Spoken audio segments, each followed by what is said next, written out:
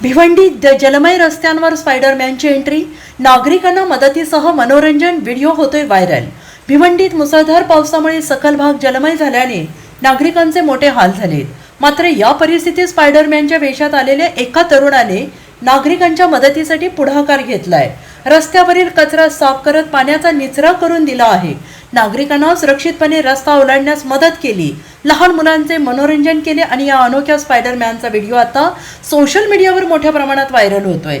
शनिवारी झालेल्या मुसळधार पावसानंतर भिवंडीतील छत्रपती शिवाजी महाराज चौक, 3 बत्ती भाजी मार्केटसह अनेक सखल भागामध्ये गुडघाभर पाणी साचलेलं होतं।